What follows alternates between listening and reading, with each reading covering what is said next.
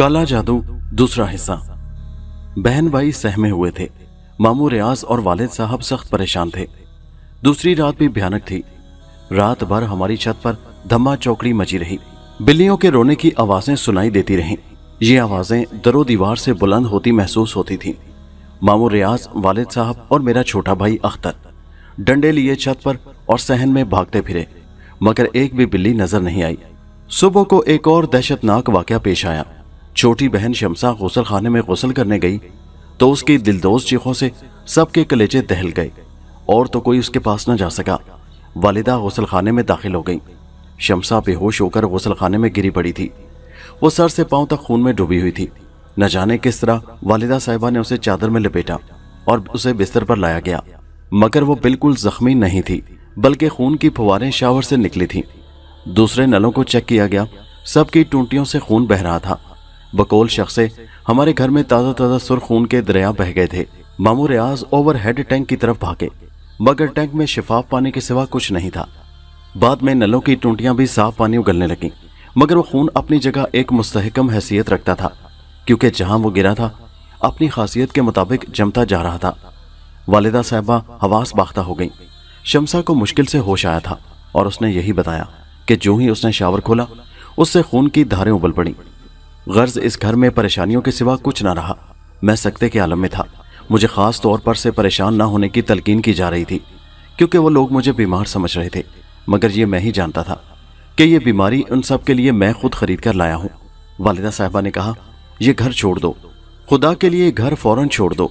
यहाँ कुछ हो गया है। हम सब किसी खौफनाक मुसीबत में मुब्तला होने वाले हैं। मेरा दिल कहता है हम किसी बड़ी मुसीबत का शिकार होने वाले हैं, मगर हम कहाँ जाएं? वालिद साहब ने हैरत से कहा, जंगल में जाकर पड़े रहेंगे। आह, कौन दुश्मन हमारे पीछे लग गया है। वालिदा साहिबा रोते हुए बोली।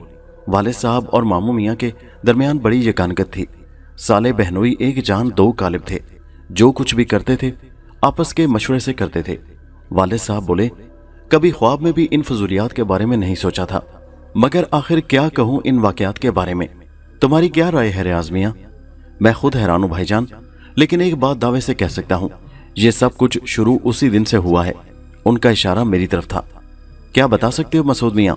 तुम खुद भी जहन दौड़ाओ। अगर कोई इशारा मिल जाए तो तुम उस दिन पीर फागन के मजार पर क्यों गए थे? वहां बेहोश कैसे हो गए थे? मेरे जहन में सब कुछ ताज़ा हो गया, मगर साथ ही यूं महसूस हुआ जैसे किसी का हाथ गले पर आ पड़ा हो। मेरे चेहरे का रंग बदलने लगा, आंखें हल्कों से उभर आईं और मैं अपना गला पकड़कर तड़पने लगा। वो नादीदा कुव्वत मेरी गर्दन दबा रही थी। एक बार फिर हंगामा हो गया। मेरी हालत गैर हो गई थी। लेने के देने पड़ गए। वो अपने सवाल से तायब हो गए थे। रात गए मेरी हालत बहाल हो सकी थी। परेशानियों के दिन, परेशानियों की रातें। सारा कारोबार बंद हो गया था।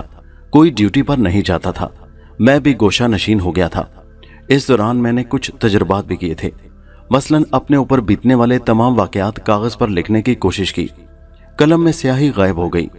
कई नए बॉल पॉइंट आजमाए, मगर किसी ने चल कर न दिया। दूसरी बार उंगलियां अकड़ गईं। तीसरी बार आंखों से रोशनी गायब हो गई। खौफजदा होकर मैंने ये कोशिश तर्क कर दी थी। यूं भी 3 दिन गुजरने के बाद एकदम पुरस्रार खामोशी छा गई थी। कोई ऐसी बात नहीं हुई थी जो हैरानी का बायस होती, लेकिन घर वालों के हवास गायब थे। बहन भाई को पढ़ने नहीं भेजा जा रहा था कि कोई हादसा न पेश आ जाए। मामू और वाले दफ्तर नहीं जा रहे थे कि घर में कुछ ना हो जाए। उस सुबह नाश्ता करते हुए मामू रियाज ने कहा, भाईजान, आपको हकीम सादुल्ला याद है? वालिद साहब चौंक पड़े, फिर किसी कदर पुरजोश लहजे में बोले, भाई खूब याद आए वो तुम्हें। वाकई इस वक्त वो हमारे बेहतरीन मददगार साबित हो सकते हैं। हकीम सादुल्ला मुझे भी याद थे। एक दीनदार बुजुर्ग जिनसे हमारी कदीम शनासाई थी। पहले हिकमत करते थे, तजुर्बे के साथ साथ रूहानियत भी थी। बेटे जवान होकर उम्दा मुलाजमतों पर लग गए थे तो मतब खत्म कर दिया, मगर अब भी फी सबीलिल्लाह खास जरूरतमंदों का इलाज मुफ्त किया करते थे। काफी उम्र थी, भवों के बाल भी सफेद हो गए थे, मगर कमर सीधी थी, बीनाई दुरुस्त थी, दांत 32 मौजूद थे। चेहरे पर सेहत की सुर्खी थी और उनका बुढ़ापा काबिले रश्क था। शाम को 6 बजे हम हकीम साहब के यहाँ रवाना हो गए। बहुत खूबसूरत मकान बना हुआ था जहां वो अपने खानदान के साथ रहा करते थे। बेटों की बीवियां, पोते पोतियां, उनका कमरा अलग थलग था जहां उनकी सारी कायनात सजी हुई थी। वालिद साहब का नाम सुनकर वो खुद ही बाहर निकल आए। आखा, बड़े बड़े लोग आए हैं भाई। महफूज अहमद बड़े बेमुरवत इंसान हो, बाखुदा कई दिन से बहुत याद आ रहे थे। मैंने नई मुल्ला से कहा था कि किसी वक्त खबर लें तुम्हारी, कहाँ गायब हो, आओ अंदर आओ। उन्होंने कहा और वापसी के लिए मुड़ गए, मगर वो आगे बढ़कर रुके। चौंक कर बारी बारी हम तीनों की शक्लें देखते रहे, फिर बोले, कोई और है तुम्हारे साथ? जी नहीं। क्यों? वाले साहब ने पूछा। नहीं। वो किसी कदर उलझे हुए लहजे में बोले, आओ। फिर वो हमें अपने कमरे में ले गए। फरीद मियाँ, उन्होंने किसी को आवाज दी। 9 साल का एक बच्चा अंदरूनी दरवाजे से दाखिल हो गया। मियाँ बाहर देखना, कोई आया है क्या? जी बेहतर नाना मियाँ, बच्चे ने जवाब दिया और बाहर निकल गया। कुछ देर के बाद उसने आकर बताया कि कोई नहीं है। हकीम साहब ने गर्दन झटक कर कहा, ठीक है जाओ और चाय के लिए कह दो। बच्चे के जाने के बाद वो मुस्कुराकर बोले, ये पुरस्रार आमद बाप बेटे और साले की खाली अज इल्लत नहीं हो सकती, कोई काम है मुझसे? जी सादुल्ला साहब। मियाँ बेधड़क बताओ क्या बात है? बड़ी मुश्किल में फंस गए हैं हम लोग सादुल्ला साहब। अल्लाह रहम करे, क्या बात है? वालिद साहब ने पूरी तफसील से उन्हें सब कुछ बता दिया। सादुल्ला साहब पूरी तवज्जो से सब कुछ सुन रहे थे। आखिर तक तमाम तफसील जानने के बाद वालिद साहब ने कहा, इनकी वालिदा कह रही हैं कि घर छोड़ दिया जाए। अगर मैं घर किराए पर। सादुल्ला ने होठों पर उंगली रखकर उन्हें खामोश कर दिया। वो कुछ पढ़ रहे थे। फिर उन्होंने चारों तरफ फूंके मारी और फिर ठंडी सांस लेकर बोले, नहीं मियाँ, ये बेकार बात है। उठो साहबजादे, इधर आओ। मैं खामोशी से उनके पास पहुंच गया। उन्होंने मेरे दोनों हाथ पकड़कर हथेलियों की तरफ से सीधे किए और फिर उन्हें नाक के करीब करके सूंघने लगे। फिर उन्होंने नाक सिकोड़कर झटके से मेरे हाथ पीछे हटा दिए और बोले, जाओ बैठो। मैं खामोशी से अपनी जगह जा बैठा था। हकीम साहब ने यही अमल मामू रियाज और वालिद साहब के साथ दोहराया। उस वक्त उन्होंने किसी नागवारी का मुजाहरा नहीं किया था। फिर वो बोले, नहीं मियाँ, घर वगैरह छोड़ने से कुछ नहीं होगा, अलबत्ता इन्हें छोड़ जाओ। आज रात ये हमारे मेहमान रहेंगे, सुबह को इन्हें ले जाना, कोई हर्ज तो नहीं है ना? नहीं हकीम साहब, हर्ज वाला क्या होगा? वालिद साहब ने कहा। उसी वक्त एक नौकर चाय ले आया था। हकीम साहब हंसकर बोले, चलो मियाँ, खाओ पियो, फिर मुज़ाकरात हो जाएंगे। परेशान होने की जरूरत नहीं है, अपने घर में रहो आराम से, घर छोड़कर कहाँ जाओगे? चाय के बाद मामू मियाँ और वालिद साहब उठ खड़े हुए थे। हकीम साहब ने उन्हें वहीं से खुदाफिज कहा और फिर मुझसे बोले, जूते उतार कर आराम से बैठ जाओ मसूद मियाँ, रात को बात करेंगे। कुछ पढ़ोगे? वैसे तुम्हें यहाँ अब अपने मतलब की कोई किताब नहीं मिलेगी, मजबूरी है, आराम से बैठो, कोई तकल्लुफ मत करो। जी, मैंने आहिस्ता से कहा। एक खास बात मैंने महसूस की थी, वो ये कि हकीम साहब उसके बाद उस कमरे से गए नहीं थे।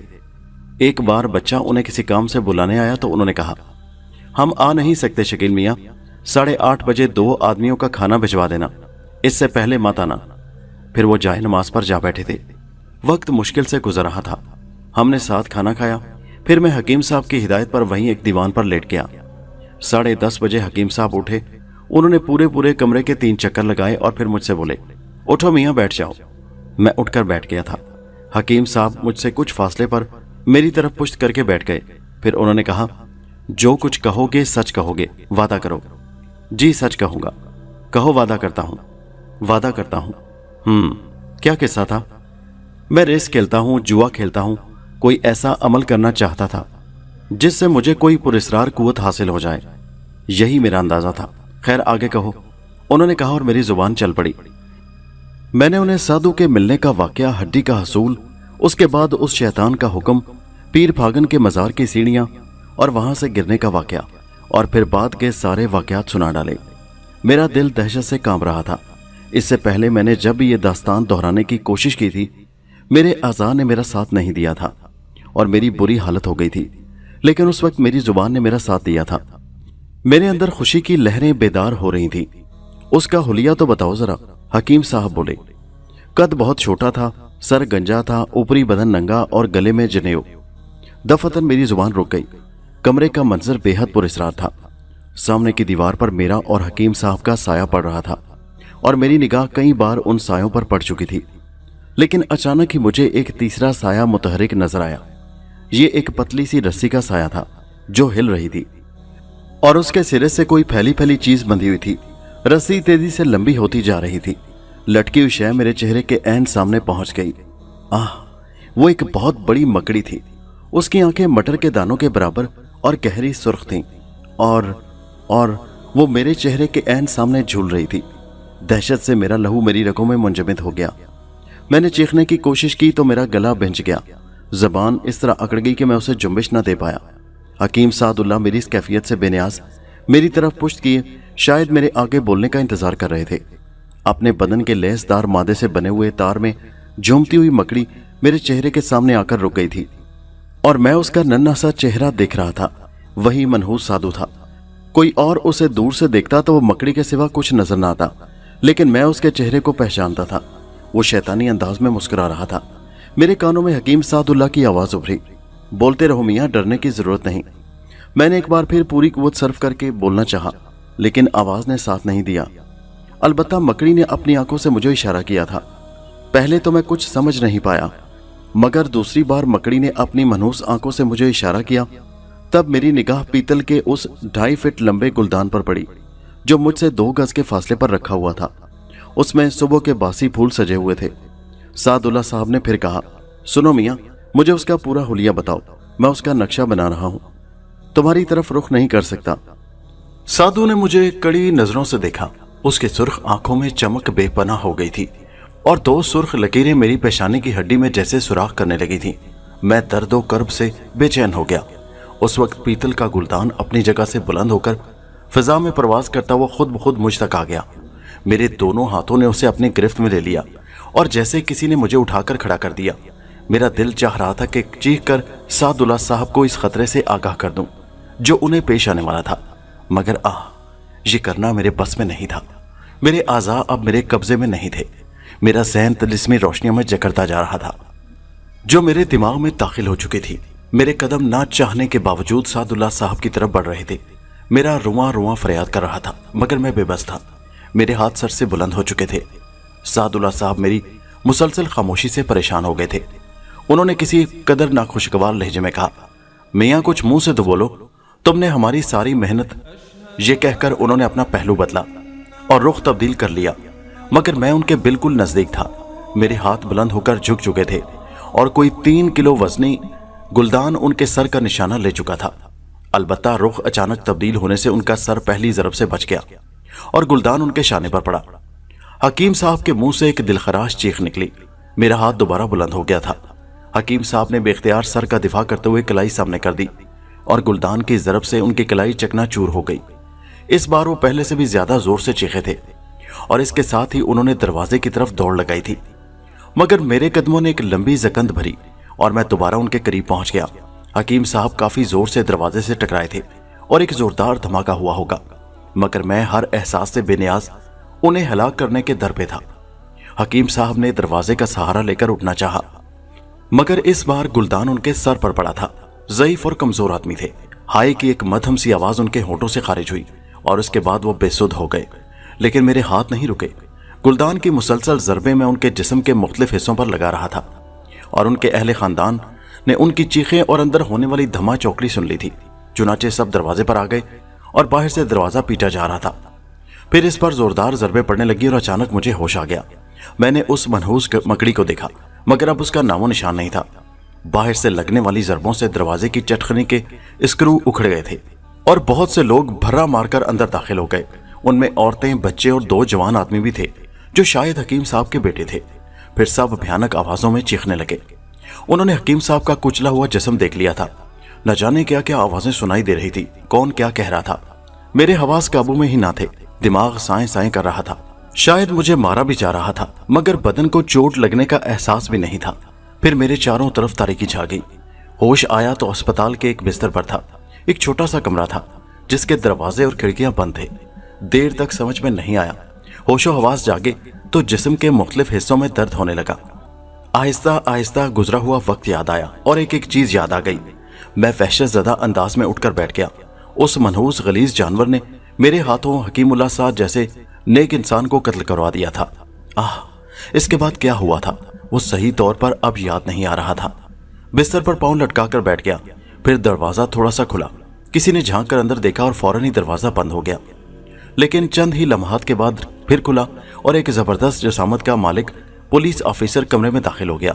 उसके पीछे चंद कांस्टेबल थे और उसके बाद एक डॉक्टर एक नर्स के साथ पुलिस ऑफिसर ने पुररोब लहजे में कहा, देखिए डॉक्टर साहब, मायना कीजिए इसका, हम इसे ले जाना चाहते हैं।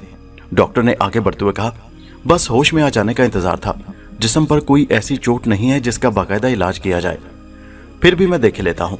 उसने आला लगाकर मेरे दिल की धड़कनों का मुआयना किया, जिस्म के मुख्तलिफ हिस्सों को टिटोला और मेरा शाना थपथपाते हुए बोला, ठीक है इंचार्ज साहब, बिल्कुल ठीक है, तंदुरुस्त आदमी है, कोई बात नहीं, इसे आप ले जा सकते हैं। इंस्पेक्टर ने अपने साथी कांस्टेबलों को इशारा किया और उन्होंने मेरे हाथों में हथकड़ियां डाल दी। मैं शशदर था, खौफ से मेरा दिल बंद हुआ जा रहा था, होंठ खुश्क हो रहे थे, होशो हवास उस वक्त बिल्कुल बहाल थे, सिवाय जिस्म के कुछ हिस्सों के दर्द के और कोई कमी महसूस नहीं हो रही थी। इंस्पेक्टर ने मुझे गर्दन से पकड़कर उठाते हुए कहा, चलो ये आगे बढ़। खामोशी के सिवा कोई चाराकार नहीं था, किसी से कुछ कहने के लिए अल्फाज भी नहीं थे मेरे पास। बेचारगी के अंदाज में कमरे के दरवाजे से बाहर निकला तो ये देखकर दिल हलक में आ गया कि बाहर सब ही मौजूद थे। मामू रियाज, वालिद साहब और वालिदा, छोटी बहन और भाई, सबके चेहरे इस तरह मुरझाए हुए थे जैसे उन पर खिजा आ गई हो। वालिदा साहबा मुझे देखकर पिछाने खाने लगी। वालिद साहब ने दोनों हाथों से मुंह छुपा लिया। छोटी बहन दोनों हाथ फैलाकर आगे बढ़ी और बोली, भाईजान भाईजान। लेकिन इंस्पेक्टर ने हाथ में पकड़ा हुआ डंडा सामने करते हुए कहा, नहीं बीबी, खुद को संभाले रखो, करीब आने की इजाजत नहीं है, ये मुजरिम है, ये कातिल है, इससे दूर रहो। बहन न जाने क्या क्या कहने लगी। मेरे कान एक बार फिर सनसनाने लगे थे। वालिद साहब बेचारे चेहरे से हाथ ही नहीं हटा पा रहे थे। मामू रियाज ने अलबत्ता हिम्मत करके मेरे करीब पहुंचते हुए कहा, फिक्र न करो मसूद मियां, हम तुम्हारी जमानत कराने की भरपूर कोशिशें कर रहे हैं, बिल्कुल फिक्र मत करना, हम जिंदा हैं, जो कुछ भी बन पड़ेगा हमसे, हम तुम्हारे लिए जरूर करेंगे। मामू रियाज कहते रहे, लेकिन मैंने उनकी किसी बात का जवाब नहीं दिया। माँ और बहन की कैफियत देखकर दिल फटा जा रहा था, जी चाह रहा था कि दौड़कर माँ से लिपट जाऊं। उनकी आवाजें कानों में गर्म शीशे की मानिंद उतर रही थी। छोटा भाई आंखें फाड़े मुझे देख रहा था। हर शख्स की ऐसी कैफियत थी कि तसव्वुर करता तो सीना फट जाता। फिर वो सब पीछे रह गए। माँ की आवाजें अब भी मेरे कानों में आ रही थी, बचा लो मेरे बच्चे को बचा लो, वो बेकसूर है, बेगुनाह है। मुझे गाड़ी में बिठा दिया गया और बाकी सब लोग पीछे रह गए थे। अब मैं इंस्पेक्टर के रहमो करम पर था। कुछ देर के बाद हम थाने पहुंच गए और मुझे लॉकअप में बंद कर दिया गया। किसी ने मुझसे कुछ नहीं कहा था। इंस्पेक्टर चला गया और मैं लॉकअप में जमीन पर बैठकर दीवार से टेक लगाए गुजरे हुए वाकयात पर गौर करने लगा। अब इतना भी अहमक नहीं था कि इस भयानक सूरत-ए-हाल को नहीं समझ पाता। मैंने एक कत्ल किया था और बड़ी वहशत और दरिंदगी के आलम में किया था। हकीम सादुल्लाह मेरे हाथों मारे गए थे। अगर मैं किसी से कहता कि उन्हें कत्ल करने वाला मैं नहीं था तो लोग हंसने के अलावा कुछ ना करते। चुनाचे ऐसी बातें करना ही हिमाकत थी। दरवाजे के सामने मौजूद पहरा देने वाला संतरी मुझे अजीब सी निगाहों से देख रहा था। मैंने गर्दन झुका ली और आंखें बंद कर लीं। दिन गुजर गया। गालिबन मैं पिछली सारी रात बेहोश रहा था और उस वक्त दिन के तकरीबन 11 साढ़े 11 बजे थे। बहरहाल शाम हो गई। रात को मुझे सुलाहों के पीछे से रोटी और सालन दिया गया और पानी का एक गिलास। एक कांस्टेबल ही ने ये चीजें रखी थी और खामोशी से वापस मुड़ गया था। मैं दिन भर का भूखा प्यासा था, लेकिन इन चीजों की तरफ रुख करने को भी जी नहीं चाह रहा था। बस तरह तरह के ख्यालात जी में आ रहे थे। अब क्या होगा? खास तौर से माँ की हालत से मैं बहुत दिल गिरफ्तार था। मेरी माँ मेरे गम में मर ही जाएगी। आह, क्या ये सब मेरा ही कसूर है? क्या मैं एक नागहानी मुसीबत में नहीं फंस गया हूं? लेकिन अगर पसे मंजर में निगाह दौड़ाता तो सचमुच सारा कसूर अपना ही नजर आता था। वही सारी चीजें सहन में आ जाती थी। कायनात में बसने वाले मेहनत मजदूरी करके अपना पेट पालते थे। अगर मेरी तरह से हर शख्स इन आसान रास्तों को तलाश करने की कोशिश करे तो कारोबार हयात मुअत्तल हो जाए। ये सब गैर फितरी था, नाजायज था, अल्लाह के बनाए हुए असूलों से इन्हिराफ था और इसी इन्हिराफ की मुझे सजा मिली थी। था तो मैं इसी सजा का मुस्तहिक और अब बाद में पछताने से कुछ नहीं मिल सकता था। ठंडी सांस लेकर खामोश हो गया। पहरा देने वाले संतरी ने मुझे जब काफी देर बाद खाना उसी तरह रखे हुए देखा तो चेहरे पर हमदर्दी सजाए मेरे पास पहुंच गया। खा ले बाबू खा ले, बुरा काम करते हुए कुछ नहीं सोचते तुम लोग। जुनून में इतने आगे बढ़ जाते हो कि अल्लाह की बनाई हुई जिंदगी को खत्म कर देते हो और बाद में पछताते हो। खाना तो तुझे खाना ही पड़ेगा, आज ना सही कल खाएगा। ये पेट कब पीछा छोड़ता है? मैंने उदास निगाहों से संतरी को देखा। हालात से बेखबर इंसान इससे ज्यादा और क्या कह सकता था। फिर मैंने आहिस्ता से कहा, भाई इस वक्त भूख नहीं है, बाद में खा लूंगा। तेरी मर्जी है, मगर तूने ऐसा क्यों किया? अल्लाह बेहतर जानता है, गुनाहों की सजा है। हाँ, अल्लाह से हमेशा तौबा करनी चाहिए, संतरी ने कहा। खाना उसी तरह रखा रहा। रात हो गई और मैं जमीन पर कंबल बिछाकर लेट गया। आंखें बंद करके घुटनों में सर देकर ख्यालात की दुनिया में खो गया। कोई फैसला नहीं किया जा सकता था। जाहिर है जो कुछ हुआ था उसमें मेरा अमल भी बराबर शामिल था। अगर सोच का अंदाज ये ना होता तो शायद ये सब कुछ भी ना होता।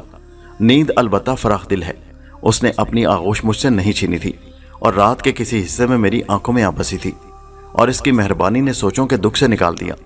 और इस वक्त जागा जब सूरज की किरणें चारों तरफ फैल चुकी थी और एक रोशन दिन निकल आया था। लेकिन ये रोशन दिन बड़ा तकलीफ दे महसूस हुआ। काश इतनी तवील नींद आ जाए कि सोचने का मौका ही ना मिल सके। दिन के 12:30 बजे होंगे जब मैंने मामू रियाज को देखा। काले कोट में मलबूस एक साहब के साथ लॉकअप के दरवाजे की तरफ आ रहे थे। उन्हें देखकर मैं खड़ा हो गया। मामू रियाज बहुत खुश मिजाज इंसान थे, हर वक्त हंसने हंसाने के आदी। कभी उनके चेहरे पर संजीदगी देखी ही नहीं गई थी, सिवाय इन पिछले चंद दिनों के जब से मैं इस अजाब का शिकार हुआ था। लेकिन इस वक्त तो इनकी सूरत देखी ना जा रही थी, जैसे अचानक बूढ़े हो गए हों। लड़खड़ाते कदमों से मेरे करीब आए काले कोट वाले साहब ने कहा, कहो मियाँ, कोई तकलीफ तो नहीं हुई? मारा पीटा तो नहीं किसी ने तुम्हें? नहीं, मैंने आहिस्ता से जवाब दिया। मेरा नाम जमीरुद्दीन है और मैं तुम्हारा वकील हूँ। देखो मियाँ, मुझसे कुछ छुपाने की जरूरत नहीं है, वकील ने कहा। मसूद मियाँ, हम तुम्हारी जमानत की कोशिशें कर रहे हैं। वकील साहब को सब कुछ साफ साफ बता दो। मैंने अजीब सी निगाहों से मामू को देखा और अपने जहन को टिटोला। जुबान पर कोई बोझ नहीं था, दिमाग आजाद था, यानी जो चाहूं कह सकता हूं। लेकिन अब इस कैफियत से कोई खुशी नहीं हुई थी, क्योंकि जो कुछ हो चुका था वही इतना था कि किसी खुशी का कोई इम्कान बाकी नहीं रहा था। मैंने बमुश्किल तमाम कहा, मेरा कुछ कहना बेमानी है मामू साहब, मैंने आलमे होश में सब कुछ नहीं किया। तुम्हारी कैफियत क्या थी? मामू रियाज ने पूछा। बस होशो हवास नहीं थे, आपको इसका अंदाजा है, मैंने मुख्तसरन कहा। ये दौरे तुम पर कब से पड़ रहे हैं? वकील साहब ने कहा, ये दौरे नहीं होते, तुम्हें ये दौरे पड़ते हैं। तुम्हें अपना जहन तारीक लगता है, हाथ पांव बेकाबू हो जाते हैं, फिर तुम्हें कुछ याद नहीं रहता और ये भी पता नहीं होता कि तुम क्या कर रहे हो। समझ रहे हो ना मेरी बात? वकील साहब बोले और मैं ना समझने वाले अंदाज में वकील साहब को देखने लगा। फिर वो बोले, यहाँ किसी ने तुम्हारा बयान लिया है? नहीं। गुड, ये बहुत अच्छा हुआ। तुम्हें बयान में यही कुछ कहना है जो मैं तुम्हें बता रहा हूँ? जी, मैंने कहा। और वकील साहब मुझे बताने लगे कि मुझे क्या बयान देना है। मैं खामोशी से गर्दन हिलाता गया। फिर ये दोनों चले गए। चलते हुए मामू रियाज ने मुझे पुरसुकून रहने की तलकीन की। मैं उनकी कैफियत समझ रहा था। वो मेरे सामने खुद को संभाल रहे थे, लेकिन घर में क्या कोहराम मचा होगा मैं जानता था। 2:30 बजे के करीब मुझे लॉकअप से निकाला गया और इंचार्ज साहब के सामने पेश किया गया। यहाँ मैंने हकीम सादुल्लाह के बड़े बेटे को भी देखा था, जो खुद गवर्नमेंट ऑफिसर थे। मैंने उन्हें सलाम किया तो उन्होंने मुंह फेर लिया। पुलिस इंस्पेक्टर ने कड़क कर कहा, सीधा खड़ा हो या लगाऊं 4 डंडे। मैं सीधा खड़ा हो गया। इंस्पेक्टर ने मुझे चंद गालियां सुनाकर अपने नेक काम का आगाज किया। फिर बोला, ओए, क्या मौत पड़ी थी तुझ पर? क्या दुश्मनी थी सादुल्लाह जैसे अल्लाह वाले से तुझे? मुझे उनसे कोई दुश्मनी नहीं थी। फिर तू जंगली क्यों बन गया? मैं नहीं जानता साहब, कुछ दिन से मैं बीमार हूँ। अचानक मेरा दिमाग भारी हो जाता है, फिर मुझे होश नहीं रहता। ऐसी कैफियत कई बार हुई। मेरे वालिद साहब के हकीम साहब से बहुत अच्छे ताल्लुकात थे। वो मुझे उनके पास इलाज के लिए ले गए थे। हकीम साहब ने मुझे देखा और मेरे वालिद साहब से कहा कि वो मुझे उनके पास छोड़ जाएं। हकीम साहब के घर वालों से मालूम किया जा सकता है। उन्होंने हमारे लिए चाय मंगवाई थी। फिर रात का खाना उन्होंने मुझे अपने साथ खिलाया था और थोड़े थोड़े वक्फे से मेरी नब्ज देखते रहे थे। 2 बार उन्होंने मुझे दवाओं की पुड़ियां भी खिलाई थी।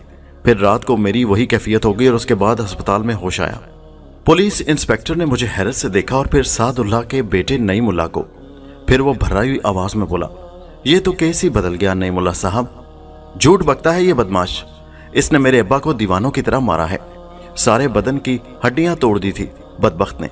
मैं इसे नहीं छोड़ूंगा। मेरा नाम भी नईमुल्लाह है। इसे फांसी न दिलवाई तो नाम नहीं। नईमुल्लाह ने गीज के आलम में कहा, आप फिक्र न करें जी, हम इससे असल बात पूछ लेंगे। इंस्पेक्टर ने मुहर्रर से बयान लिखने को मना कर दिया और एक कांस्टेबल से कहा, मखदूम खान, इसे बंद कर दो, रात को 9 बजे ड्राइंग रूम में ले आना। मुझे दोबारा लॉकअप में बंद कर दिया गया। शाम को 5 बजे मामू रियाज फिर आए और मेरे पास पहुंच गए। उन्होंने मुझसे सूरत हाल पूछी तो मैंने उन्हें सब कुछ बता दिया। उनका चेहरा हल्दी की तरह जर्द हो गया। मैं तो ड्राइंग रूम के बारे में कुछ नहीं जानता था, लेकिन वो समझ गए थे। चुनाचे फौरन ही चले गए। वो दोबारा नहीं आए। अलबत्ता रात को 9 बजे एक और कमरे में लाया गया था। इंस्पेक्टर साहब का मूड बहुत खुशगवार था।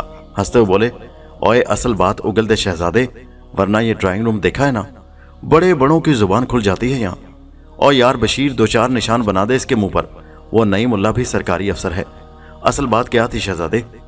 मैंने आपसे एक लफ्ज झूठ नहीं कहा जनाब। अदालत में भी यही बयान देगा। जो सच है हर जगह बता दूंगा। और जीता रह शेर, मगर सुन, कल जब नई मुल्ला आए या उसके घर का कोई बंदा आए तो यही जाहिर करना जैसे तेरी ठीक ठाक फैंटी लगी है। उठते बैठते 2-4 आवाजें भी निकाल लेना। चलो भाई इसका बयान लिखवाओ। मोहर्रम ने मेरा बयान लिख लिया, मगर इंस्पेक्टर साहब की यह मेहरबानी मेरी समझ में नहीं आई थी। अलबत्ता दूसरे दिन हकीकत वाज़ेह हो गई। ड्राइंग रूम का अजाब रोकने के लिए मामूर साहब ने 10,000 खर्च किए थे। उस दिन सादुल्लाह के दूसरे साहबजादे फ़हीमुल्लाह साहब आए थे और मुझे उनके सामने बुलाया गया था। इंस्पेक्टर साहब ने कहा, जोड़ जोड़ तोड़ दिया है हमने इसका, मगर इसका कहना है कि इसने होश के आलम में ये सब कुछ नहीं किया। मारपीट से कोई फायदा नहीं इंस्पेक्टर साहब, कानून इसे भरपूर सजा देगा। आप इसे आइंदा ना माने।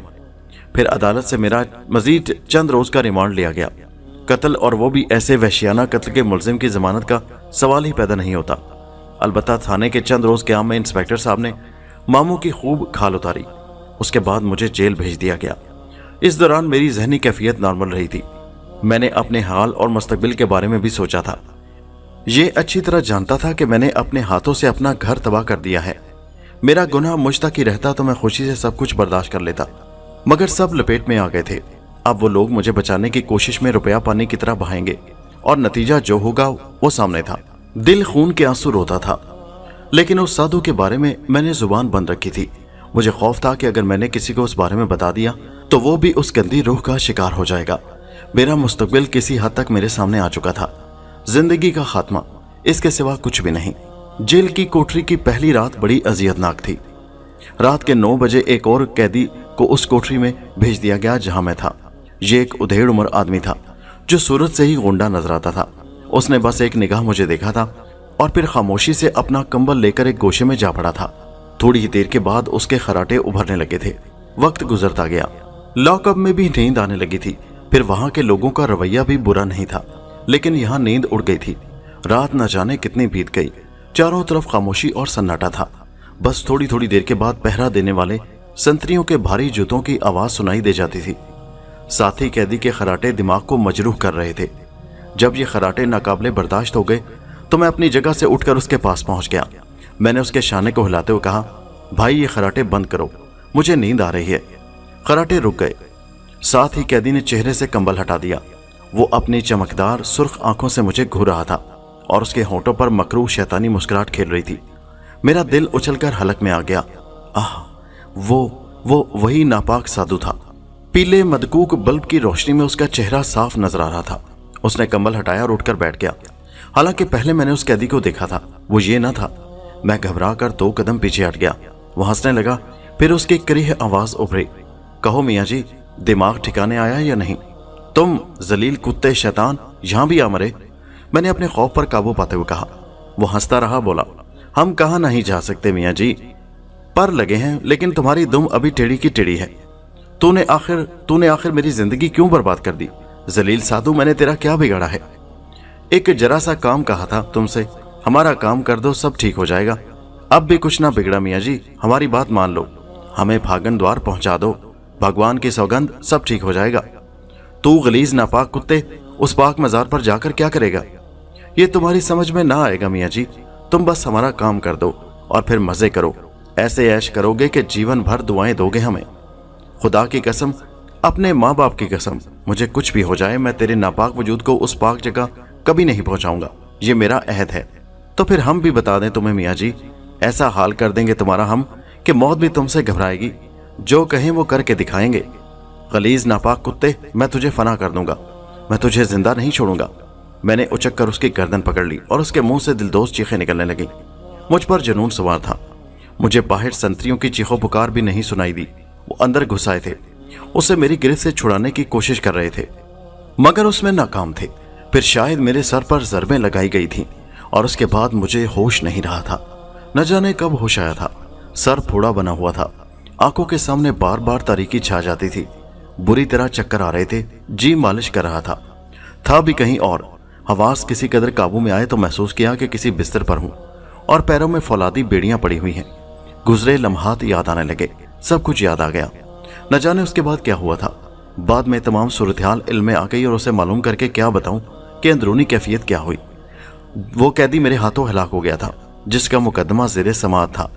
मुझ पर एक और कत्ल का मुकदमा कायम हो गया था।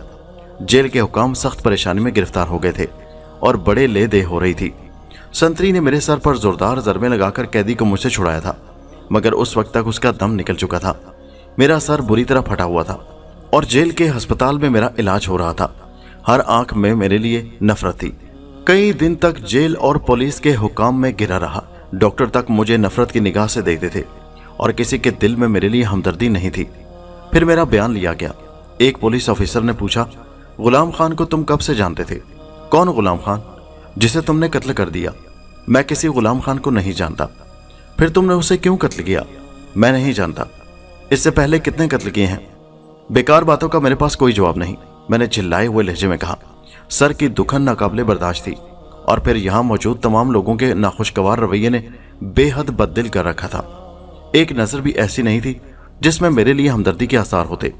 इस कैफियत ने जो बेजारी दिलो दिमाग पर तारी कर रखी थी, उसके तहत उसके अलावा और क्या जवाबात दे सकता था।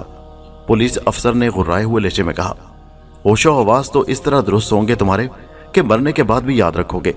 तुमने 2 कत्ल किए हैं, 2 बेगुनाहों को कत्ल किया है तुमने। तुम्हारा अंजाम अच्छा नहीं होगा। मैंने तलख निगाहों से पुलिस ऑफिसर को देखा और कहा, मेरा जो अंजाम हो रहा है पुलिस ऑफिसर, वो शायद बहुत अच्छा है। तुम तसव्वुर भी नहीं कर सकते कि तुम्हारे साथ क्या होगा, उसने कहा और मैं मुस्कुराकर खामोश हो गया। पुलिस ऑफिसर मुझसे तरह तरह के सवालात पूछता रहा और मैंने उसे उल्टे सीधे ही जवाबात दिए। वो दांत पीसता रहा था और उसके बाद उठकर चला गया। बाहर तौर अस्पताल में तकरीबन 1 हफ्ते रहना पड़ा था। बेड़ियों और हथकड़ियों ने अलग नाक में दम कर दिया था। पुलिस के जवान हर वक्त मेरे कमरे के सामने रहा करते थे। डॉक्टर भी आता तो पुलिस की निगरानी में। मुझे खतरनाक और जुनूनी कातिल करार दिया गया था। कोई मेरा दर्द नहीं जानता था, कोई मेरे दिल की पुकार नहीं सुन सकता था। मेरा दिल चीख चीख कर कहता था कि मैं ऐसा नहीं हूं। ये सब कुछ जो हुआ है इसमें मेरा कसूर नहीं है, लेकिन अब तो जानबूझकर भी किसी को कुछ बताने को जी नहीं चाहता था। अजीब सी कैफियत थी, बहुत ही अजीब। इस बार जिस कोठरी में पहुंचाया गया था उसमें मेरे सिवाय और कोई नहीं था। कोठरी की खुरदरी जमीन पर लेटते हुए मैंने ठंडी सांस ली और सोचने लगा कि अब क्या होगा। जो कुछ हुआ था और उस कैदी को हलाक करने की जो वजह थी, वो मैंने अब तक किसी को नहीं बताई थी। बताता भी तो कौन यकीन करता। ये कहानी तो सिर्फ एक शख्स ने सुनी थी और वो किसी और को सुनाने के लिए जिंदा नहीं रह गया था। बेचारे हकीम सादुल्ला, उनका तस्वुर जहन में आता तो दिल बुरी तरह दुखने लगता था। एक नेक आदमी का ये अंजाम जो मेरे हाथों हुआ था, बायसे खुशी तो नहीं हो सकता था। आह मनहूस साधु, कहां से तू मेरी जिंदगी में शामिल हो गया? क्या कसूर है मेरा? क्या किया है मैंने? बस यही तमाम एहसासात दिल में रहते थे और दिल टुकड़े टुकड़े हो जाता था। फिर तकरीबन इस वाक़या के 14 दिन बाद मामू रियाज मेरे पास आए। पुलिस के जवान मुझे हथकड़ियों और बेड़ियों में लिए हुए जब मुलाकात की जगह पहुंचे तो मैंने दूर ही से मामू रियाज को देख लिया। मेरी आंखें शर्म से झुक गईं। कोई भी तो कुछ नहीं जानता था मेरे बारे में। मामू रियाज बेचारे पहले ही की मानिंद परेशान हाल नजर आ रहे थे। अजीब सी निगाहों से मुझे देखते रहे, फिर फूट फूट कर रो पड़े। मेरी भी आंखों से आंसू रवा हो गए थे। मामू रियाज की मोहब्बतों को मैं जानता था। एक तरह से वो मामू के बजाय बड़े भाई ही की हैसियत रखते थे। वालिद साहब का रवैया भी उनके साथ अपनी औलाद जैसा ही था। मामू मुझे जितना चाहते थे मैं उसे अच्छी तरह जानता था। वो भराए हुए लहजे में बोले, क्या हो गया तुझे? तुझे क्या हो गया मसूद? क्या कर डाला तूने ये सब कुछ? मेरे बच्चे, क्या कर डाला तूने? कोई वजह भी तो हो इन सारी बातों की। आह क्या नहुसत नाजिल हो गई है हमारे घर पर। अब्बा और अम्मी का क्या हाल है मामू साहब? सब जिंदगी का बोझ घसीट रहे हैं। सारा किया धरा चौपट हो गया है। भाई साहब बिस्तर से लग गए हैं। बाजी का जहनी तवाजुन खराब होता जा रहा है। वो यहाँ आने के काबिल नहीं है। मैं तुझे ये बातें ना बताता, मगर क्या करूं, मजबूरी है, बताना भी जरूरी है। एक बात कहूं मामू साहब, यकीन कर लेंगे? कहो मसूद, कहो मेरे बेटे, मामू साहब ने दर्द भरे अंदाज में कहा। इन तमाम बातों में मेरा कोई कसूर नहीं है मामू साहब। मैं बेगुनाह हूं मामू साहब। जो मुझ पर तारी हो जाता है वही मुझसे ये सब कुछ करा रहा है। मैं इतना बुरा नहीं था। ये सब कुछ मेरे गुनाहों की सजा जरूर है, लेकिन हकीकत यह है मामू साहब कि उन दोनों अफराद को मैंने होशो हवास के आलम में कत्ल नहीं किया। ये बात हम एक एक से कहते फिरते हैं, मगर कोई नहीं मानता। और इस दूसरे कत्ल के बाद तो वकील ज़मीरुद्दीन साहब भी बददिल हो गए हैं। वो तो ये केस ही लड़ने के लिए तैयार नहीं। बस कुछ सिफारिशें हैं और कुछ ताल्लुकात जिनकी वजह से वो हमारा साथ दे रहे हैं। वो आएंगे तुम्हारे पास, तुमसे बात करेंगे। देखो खुदा क्या करता है। मामू साहब के अल्फाज से मायूसी टपक रही थी। मैं भी खामोश था। मैंने कहा, आप मामू साहब, आप मेरी जगह घर का इंतजाम संभालिए। मैं तो समझता हूँ कि अब मुझे फांसी से कोई नहीं बचा सकेगा। घर की बहुत सारी जिम्मेदारियां आप पर आ पड़ी हैं मामू साहब, लेकिन एक बात दिल में लेकर जाइए, अम्मी और अब्बा से भी यही कह दीजिएगा कि मैं बेगुनाह हूँ। ये सब कुछ मैंने आलमे होश में नहीं किया। मैं आप सबकी कसम खाकर कहता हूँ। मामू रियाज बुरी तरह रो पड़े थे। बस इतना ही मौका मिल सका था हम लोगों को बात करने का। वैसे भी मैं एक नापसंदीदा मुजरिम था और मेरी वजह से जेल हुकाम को सख्त अजाब में गिरफ्तार होना पड़ा था, इसलिए मेरे साथ जरूरत से ज्यादा सख्तियां थी। संतरियों ने मामू साहब को शानों से पकड़कर बाहर धकेलते हुए कहा, चलो भाई, वक्त खत्म हो गया है, घर ना बनाओ इसे अपना। वो लोग मामू साहब को धकेलते हुए बाहर ले गए और मैं जाली के पीछे खड़ा बेबसी की निगाहों से अपने प्यारे मामू की ये बेइज्जती देखता रहा। जी चाह रहा था कि सर टकरा टकरा कर मर जाऊं, मगर शायद ये भी मेरे बस में नहीं रहा था। सर के जख्म अभी ठीक नहीं हुए थे।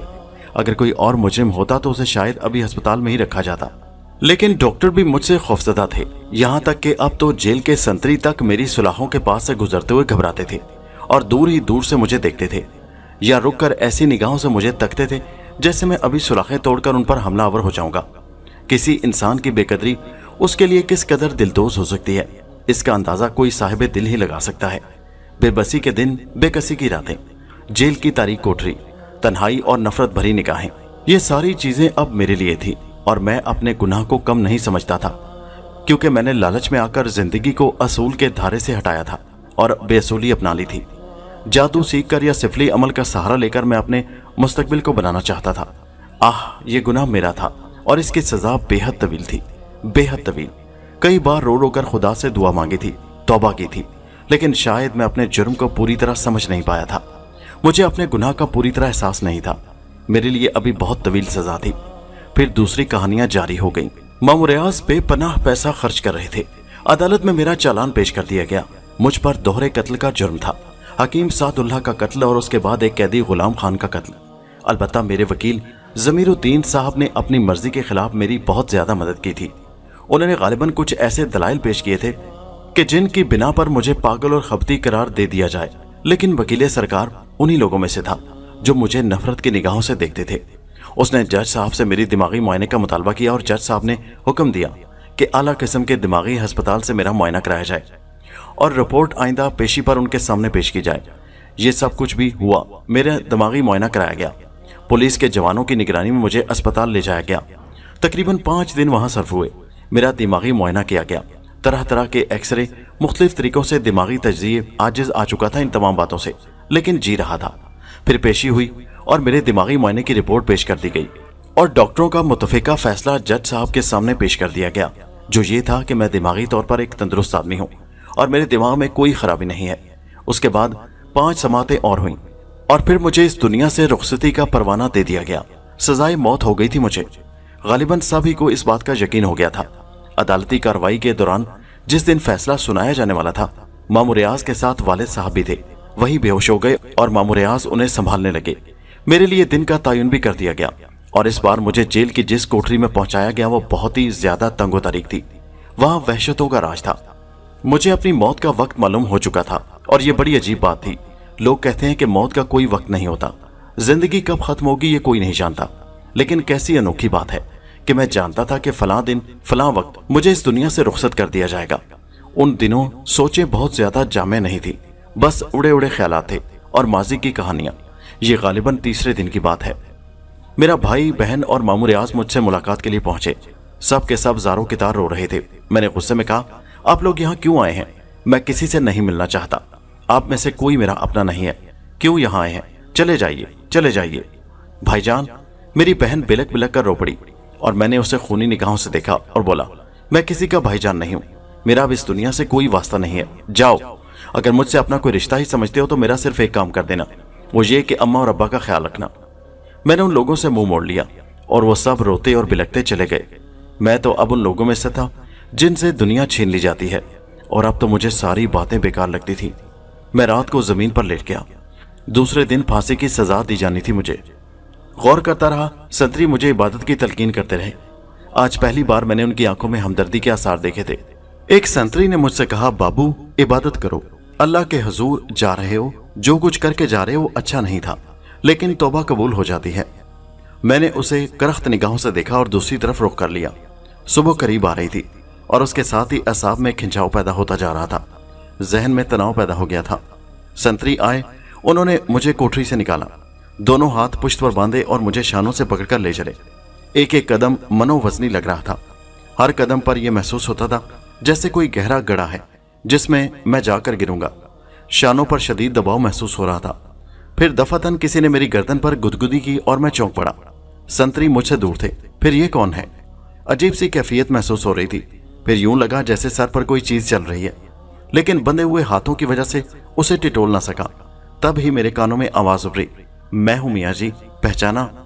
और मैंने उसे पहचान लिया। भला उसे ना पहचानता? वही मनुष्य आवाज। मेरे साथ चलने वाले संतरी अगर गौर करते तो मेरे सर पर बैठी मकड़ी को देख सकते थे। नहीं मियाँ जी, ससुरे हमें ना ही देख सकते। अब क्या है? मैंने पूछा। मजा आ रहा है मियाँ जी के ना? उसकी आवाज सुनाई दी और फिर बारीक सा टिमटिमाता हुआ कहका। मैं भला उस बात का क्या जवाब देता? फांसी हो जाएगी, अब तुम्हें ठोर मर जाओगे। देखा, तुमसे कहा था ना हमने। मैं खामोशी से कदम बढ़ाता गया। जिंदगी बढ़िया है या मौत मियाँ जी? बोलो, जीना चाहो हो या मरना? मेरे जहन में छनाका सा हुआ। मैं बोले बगैर न रह सका। अब भी जिंदा रहने का कोई इम्कान है? क्यों ना ही है, हम जो हैं। अब तू क्या कर लेगा? अब मेरी मौत कितनी दूर है? मैंने कहा, और वो फिर अपनी मकरू आवाज में हंसा।